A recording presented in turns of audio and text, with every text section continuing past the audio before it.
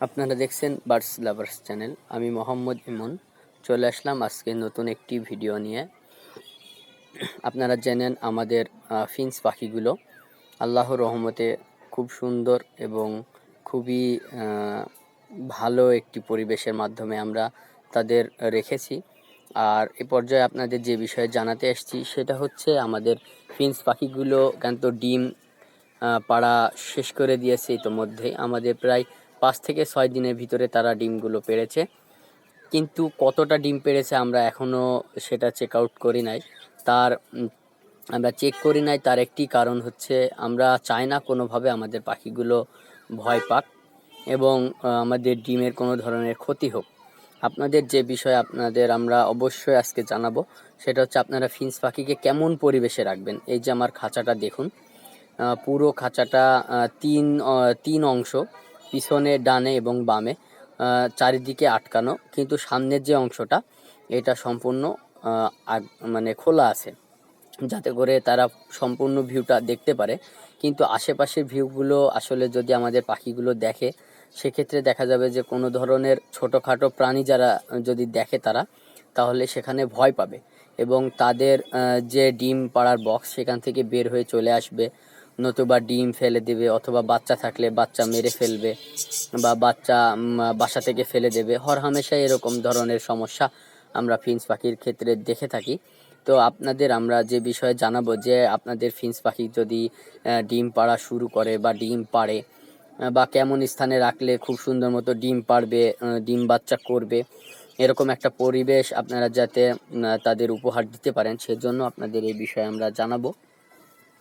আপনাদের তো বললামই যে আমরা কি ধরনের খাঁচায় ফিন্স পাখি পালন করি, এবং আমরা এখানে একটি ফিল্টার পট ব্যবহার করেছি তাদের পানির জন্য, যাতে করে পানি আসলে অনেক সময় নোংরা পড়ে, ফিন্স পাখি অনেক উড়াউড়ি করে, যার কারণে অনেক নোংরা গিয়ে পানির পটে পড়ে, সেখান থেকে পানি খেলে তাদের সমস্যা হতে পারে। আর ফিন্স পাখি কিন্তু ছোট পাখি হলেও তারা পরিষ্কার পরিচ্ছন্নতা পছন্দ করে।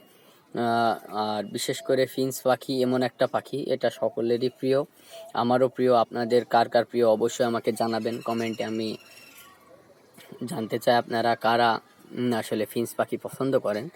আর আমাদের এই ফিন্স পাখিগুলো ডিম পেড়ে দিয়েছে। আমরা ডিম আপনাদের বললাম যে ডিম আসলে আমরা ক্যামেরা কোনোভাবে নিয়ে যাইনি, যেহেতু আমাদের ফার্স্ট টাইম আমরা ব্রিড করতেছি। সেক্ষেত্রে যদি আমাদের পাখিগুলো ভয় পায় কোনোভাবে ক্যামেরা দেখে বা আমাদের কোনো আচরণ থেকে, সেক্ষেত্রে ডিমে তাওয়া না দেওয়ার একটা সম্ভাবনা থাকে, যার কারণে আমরা এই ক্লাসে মানে এই অবস্থাতে যতগুলো ডিম পেড়েছে আমরা পরিপূর্ণভাবে না ফোটা পর্যন্ত বা সে সময় পর্যন্ত অবশ্যই অপেক্ষা করব, যাতে করে আমাদের যে ডিমগুলো ওগুলো যাতে সুন্দর মতো ফুটে এবং বাচ্চাগুলো বড় হয়। আমরা অবশ্যই পরবর্তী ভিডিওতে আপনাদের আমরা চেষ্টা করব ডিমগুলো দেখানোর, কিন্তু আপাতত পর্যায়ে আমরা ডিমগুলো চেক করতেছি না। এই যে দেখুন, আমরা ক্যামেরাটা নিয়ে সরে আসছি, এর ভিতরে দুইটা পাখি কি সুন্দর খাঁচার ভিতরে যাওয়া আসা করতেছে। আসলে তারা বোঝার চেষ্টা করছে যে কোনোভাবে আমরা কোনো ধরনের তাদের ডিমের কোনো ক্ষতি করছি কিনা বা তাদের কোনো সমস্যা হয়েছে কিনা, এটা তারা চেক করতেছে। আপনারা অবশ্যই চেষ্টা করবেন আপনাদের পাখিগুলো যখন ডিম দিবে আপনারা এই বিষয়টা গোপন রাখতে, কারণ কোনো বাচ্চাকে বা কোনো মানুষকে যদি আপনি বলে থাকেন, দেখা যাবে যে আপনি বাসায় নেই, তখন সে আসলে দেখার চেষ্টা করতেছে, লাইট দিয়ে হোক বা ফোন দিয়ে হোক বা ক্যামেরার মাধ্যমে ছবি তুলে হোক। এক্ষেত্রে আপনার একটি পাখি বের হয়ে যেতে পারে, বা এক পাখি ডিমগুলো ফেলে দিতে পারে, বা পাখি আর খাঁচাতে ডিমের যেখানে বাসা করছে ওই ডিমের ওপরে আর তাওয়া দিতেছে না, এই ধরনের সমস্যা আপনারা ফেস করতে পারেন। তার জন্য আমি অবশ্যই আপনাদের বলবো এই ধরনের বিষয়গুলো আপনারা এড়িয়ে চলুন। আর আমাদের এই যে ক্লাসিক যে পেয়ারটা দেখতেছেন, এরা অলরেডি বাসা তৈরি করা উপকরণ নিয়ে যাইতেছে তাদের নতুন বাসার দিকে। তারা হয়তো বা অল্প কয়েক সময়ের ভিতরেই ডিম পেড়ে দেবে ইনশাল্লাহ, আমি মনে করি। আপনারা যারা আমাদের চ্যানেলে নতুন, অবশ্যই আমাদের চ্যানেলটি সাবস্ক্রাইব করবেন এবং পাশে থাকা বেল আইকনটি বাজিয়ে দিবেন। আর আমাদের সেই ডায়মন্ড ডাব ঘুঘু পাখি